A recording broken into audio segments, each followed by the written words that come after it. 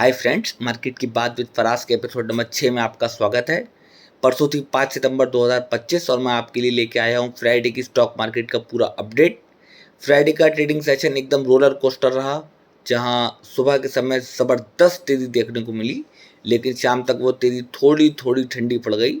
Sensex Friday को 80,710 के आवास बंद हुआ, जो कि ऑलमोस्ट फ्लैट रहा, और निफ्टी ने भी 24,741 पर क्लोज किया, जिसमें हल्का सा पॉजिटिव गेन था।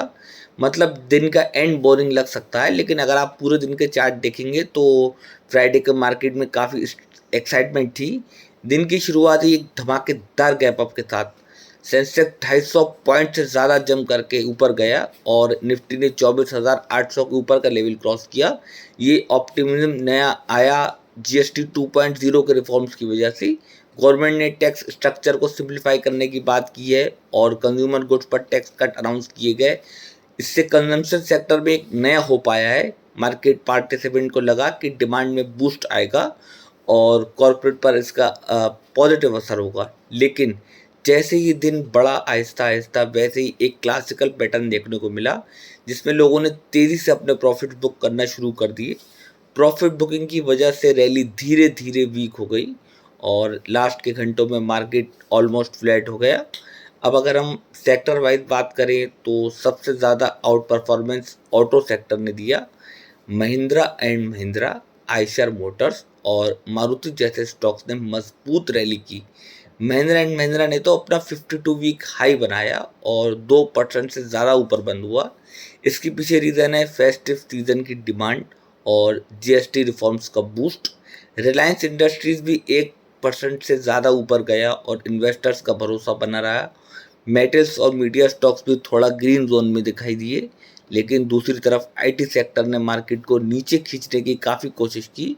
इन्फोसिस, टीसीएस, एचसीएल टेक जैसे बड़े आईटी स्टॉक्स लगभग 1% नीचे गिरे। इसके पीछे ग्लोबल आईटी स्पेंडिंग के कंसर्न्स और प्रॉफिट बुकिंग का फैक्टर था। एफएमसीजी और रियलिटी स्टॉक्स भी प्रेशर में रहे। हिंदुस्तान यूनिलीवर जैसे स्टॉक्स 1% से ज़्यादा गिरकर लूजर लिस्ट में शामिल हुए। आज के टॉप गेनर लिस्ट में सबसे आगे थे महिंद्रा एंड महिंद्रा, जो 3,560 रुपये के नए हाई बनाकर बंद हुआ। रिलायंस इंडस्ट्रीज भी गेनर में था और अपने सेक्टर्स को सपोर्ट किया। ऑटो सेक्टर की अगर मैं बात करूं तो आयशर मोटर्स और मारुति भी गेनर लिस्ट में चमके।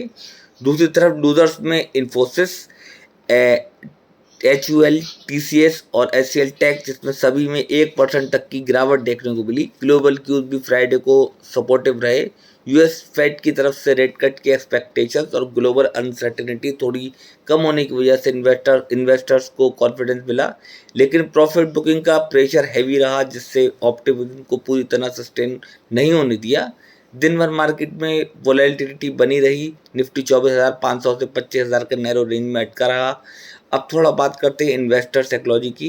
जब भी मार्केट में बड़े रिफॉर्म्स आते हैं, पहले दिन इन्वेस्टर इंथ्यूसिज्म दिखाते हैं, लेकिन उसके बाद रियलिटी चेक होता है, जिसमें लोग प्रॉफिट सिक्योर करना पसंद करते हैं। फ्राइडे को वही हुआ। शुरुआत तेजी की थी, लेकिन एंड तक सेफ प्ले करना इन्वेस्टर्स को ज़्यादा सही लगा।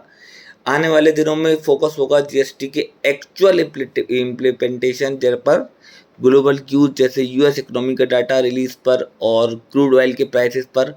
ऑयल एंड गैस सेक्टर पे भी नज़र रखी, क्योंकि क्रूड के रेट ऊपर नीचे होने से इन्फ्लेशन और कंपनी के मार्जिन दोनों प्रभावित होते हैं। तो दोस्तों, ये था आज 5 सितंबर 2025 का स्टॉक मार्केट का पूरा एनालिसिस। फ्राइडे के दिन हमें एक इम्पॉर्टेंट लेसन देता है कि मार्केट कभी भी लाइनियर डायरेक्शन में नहीं चलता है। शुरुआत में रैली हो सकती है, लेकिन एंड तक पिक्चर बदल भी जाती है। इसलिए पेशेंस और स्ट्रेटजी दोनों ज़रूरी हैं।